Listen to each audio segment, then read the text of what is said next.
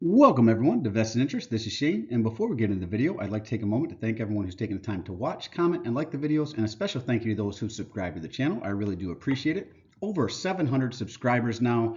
The channel continues to grow because of people like you. And if you are a dividend growth investor and you have not subscribed to the channel yet, go ahead and take a moment, hit that subscribe button down below, hit the notification bell so you're notified whenever we post any new content. Share with anyone you think who might find value in the videos, and drop a comment down below. Let me know what dividends you received in the month of September. That is what we are going to cover today in this video. Dividends and options for the month of September. We are about a week into October already. I haven't put this one out yet, so figured we would throw it together. And if you are new to the channel, on this channel we cover dividend growth investing. I do a monthly update like this every month to show what dividends I was paid out for the previous month. I also do options, so I go through the options premium that I received for the previous month as well. I do a stock pick of the day series Monday through Thursday where I cover a stock that's pulled back on the day to see if there's any value in that company. And with the market lately, there has been a lot of companies that are pulling back, a lot of stocks that are pulling back right now. Seas of red there this last week. So definitely a good time to be looking at as many companies as possible to see where the value is presenting itself so that you can pick up shares of those companies as well.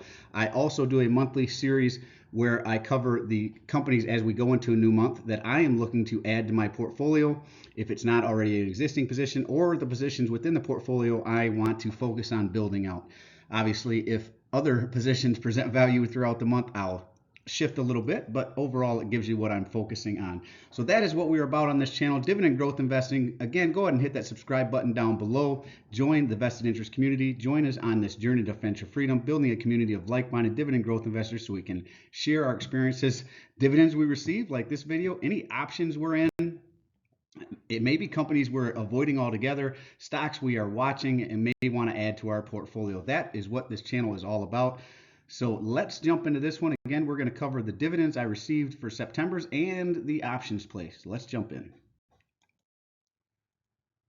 So here we are, a brand new record for the month of September. Hopefully every month going forward is a new record. I don't know that that will be the case, but this is definitely a new one. We finally are up into the 800 range, $831.87 in total dividends received for the month of September. So very, very nice. I am on a mission to get to 1,000. I am hoping to get to 1,000 a month, or around 1,000 a month, by the end of Q1 of next year. So it looks like we're well on our way. But anyways, let's jump in and see what dividends, what companies paid us out in September. And we will start off September 5th, Pfizer, ticker PFE, out of the healthcare sector, paid us $73.96. This one is presenting a lot of value in my opinion. I will be continuing to add to this, a couple of shares here and there, may even drop a tranche of 10 shares over the next month or two, depending on where it stays, or if it jumps up or if it stays low where it's at right now. Enbridge is another one, ticker EMB, that paid us $83.37. Enbridge is a Canadian company in the energy sector, so there are some tax implications around this company. If you are interested, talk to your tax advisor about any foreign companies. Sometimes the brokerages take the taxes out. Sometimes you will be responsible for making sure to pay them at the end of the year. So again, some tax implications around this one because it is a Canadian company.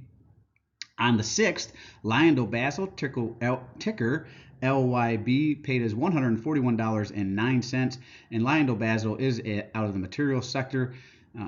On the 7th, Johnson & Johnson, another one that I have been adding to. Anytime this is under 160, I am very close to building out a 100-share position in this one and want to get to 100 shares, so I will be adding as long as it's under 160, $105.94 in dividends. Johnson & Johnson is also out of the healthcare sector. And Vale, another one out of the material sector. This is a mining company, paid us $71.16.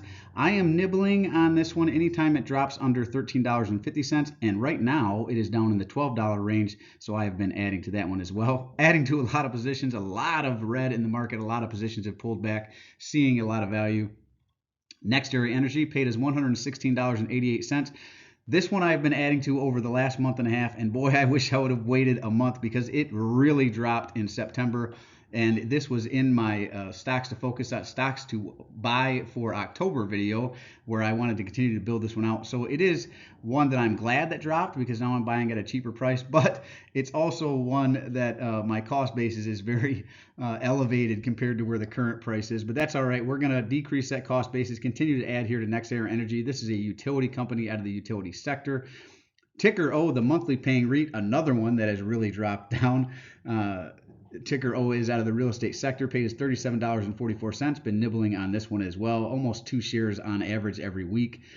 And we weren't done. We're going to jump to September 29th, paid us 3 different companies. Paid us Kraft Heinz Company, started out the day, paid us $64.28. Kraft Heinz is out of the consumer staple sector. You're probably well aware of this company. You know, open up your fridge, you're going to probably find something from Kraft Heinz in there, ketchups, that sort of condiments there.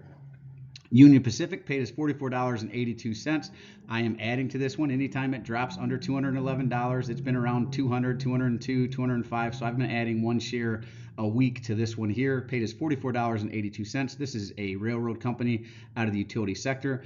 And last but certainly not least, Bank of America, ticker BAC, another one that I think is providing a lot of value. This is out of the financial sector, paid us $92.93. So again, all total, new record, new high here, $831.87 in passive income provided by the positions already in the portfolio. This is that dividend snowball in effect. So this is my money making money, right? That is that dividend snowball in effect, passive income.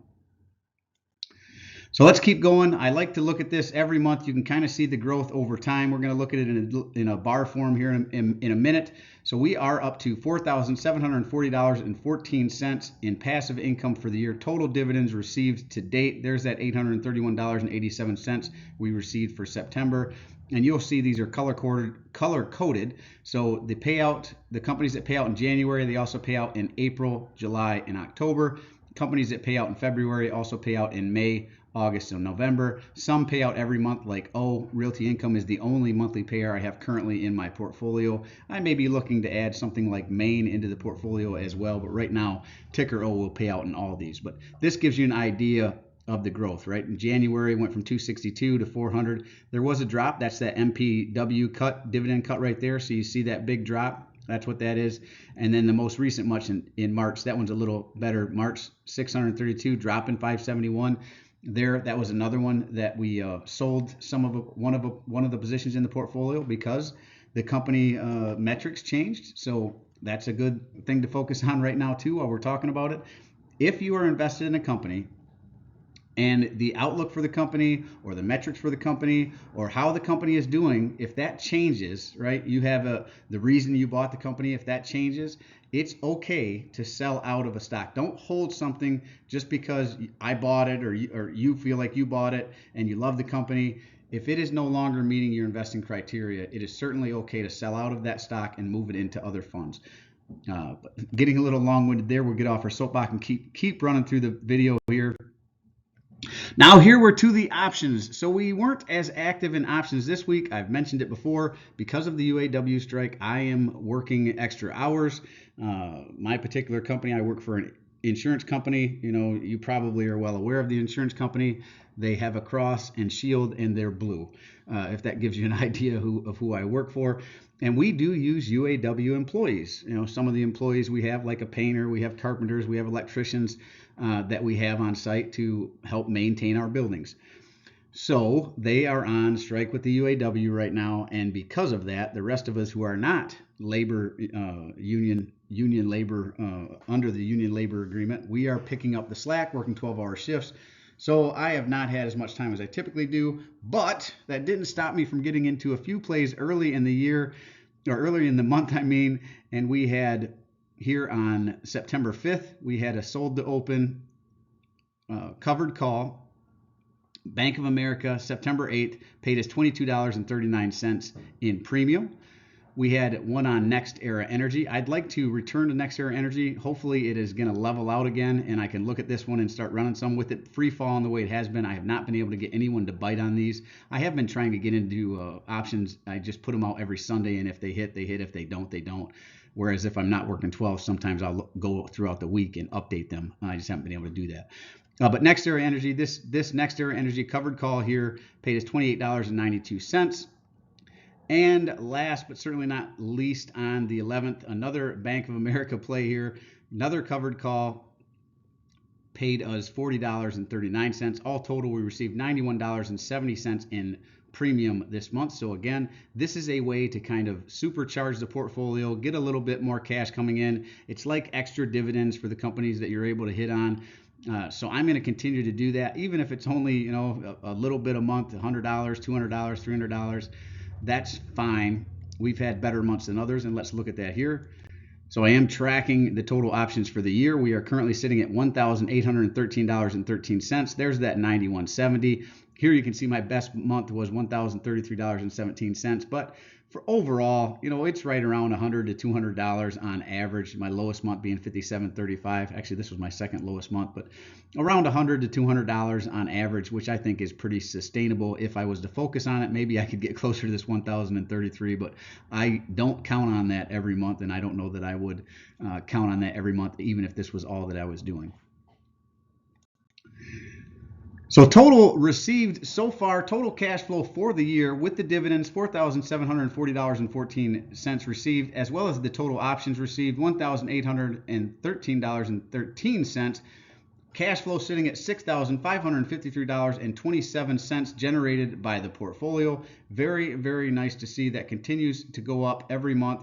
And when I look at a year comparison to where I am right now to where I was last year, it's definitely grown significantly. So very, very nice to see. Here it is in bar format. You can see I started the portfolio back in 2021.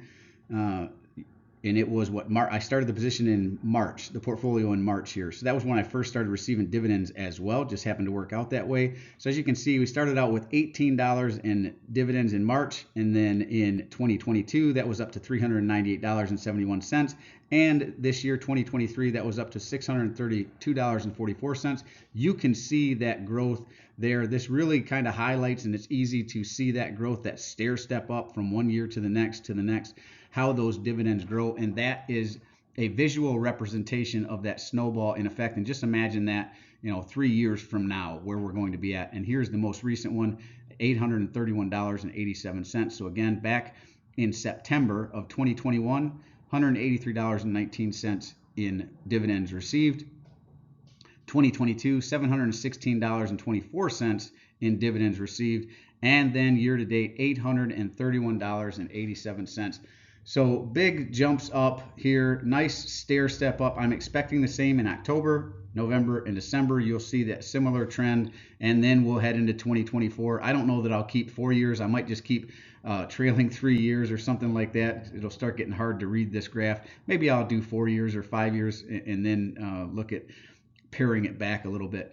But that really getting long-winded here. Just wanted to show you the portfolio growth, the dividend growth over time. So hopefully those of you who are out there considering dividend investing, you can see how this all works. If it doesn't make sense, don't be afraid.